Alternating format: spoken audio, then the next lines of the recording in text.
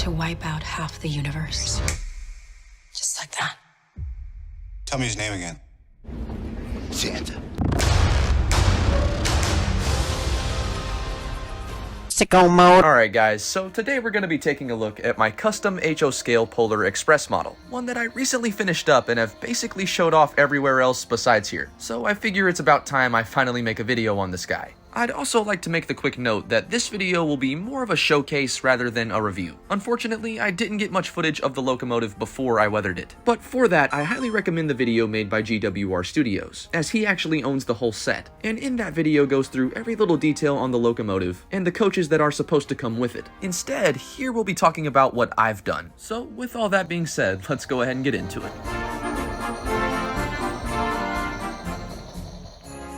Like I said before, this video is going to be more of a showcase rather than a review, but I'd be wrong to not mention some of the features that this locomotive has. For example, this engine is completely Bluetooth. You can control it with your phone or this controller. Well, you coming? Which was a super fun feature. And being a Lionel locomotive, it also comes with a horn, a bell sound, Well, you coming? and lots of different movie quotes that the train will say. It features a lamp on the front and back, both of which work, and altogether the locomotive is quite the beast, being pretty heavy and I assume pretty strong. Unfortunately, I don't have a lot of US stock to test it, nor do I have the coaches for this guy, but we'll get more into that later. There are of course some features I don't like about this model. For example, most of the detail is molded, which I'm sure you expected. But past that, a large portion of the body is just plastic. The marker lights on the front are non-working. For some reason, there's a water feed heater between the bell and smokestack, and the headlamp is completely inaccurate to the movie version.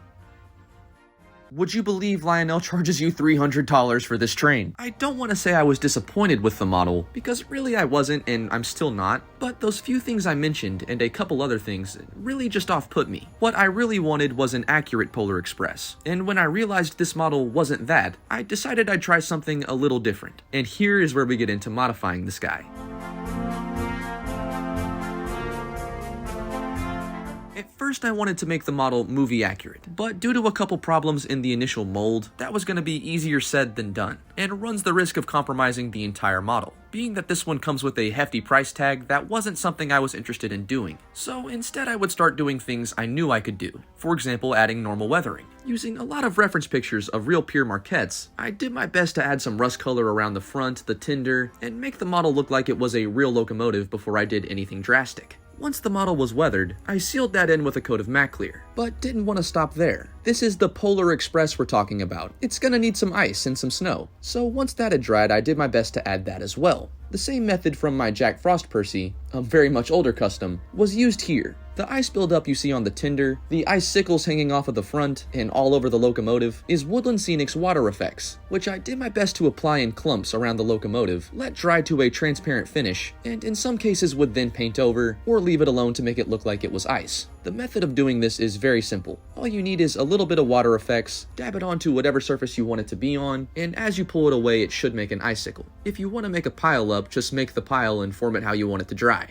Now, once all of that had dried, there was still a big portion of work missing, that being adding the snow detailing. To do this, I would use some Krylon white spray paint from a pretty fair distance, then mist on the white in several coats. I didn't want the white to overtake the locomotive, I just wanted it to look like it had been in the snow, and a lot of it had stuck. And once that had dried, applied another coat of matte clear. Here and there I would add some touch-ups like a little more weathering here or another icicle there, but pretty quickly after this, the model was completed. There was just one pretty large problem. I didn't and still don't have his passenger cars. I got the locomotive alone on eBay for a pretty good price. Unfortunately, I wasn't able to get the set, so this guy would have to pull what little American stock I had, mostly freight stuff, and that's when it hit me. This could just be the freight variant, and that's kinda what I'm calling it. I imagine the Polar Express doesn't always just pull people. What if the North Pole needs goods? And the best way to get them there is by train. Though we never saw it, I don't think it's too out of the realm of possibility for the Polar Express to have to pull freight trains. And since this model isn't exactly movie accurate, maybe it's just a different variant. The freight version of the Polar Express. Well, you coming? A little more dirty, maybe a little bit more worn out, but still just that, the Polar Express. And hopefully you guys have enjoyed figuring out how and why I made mine. At least the way I did.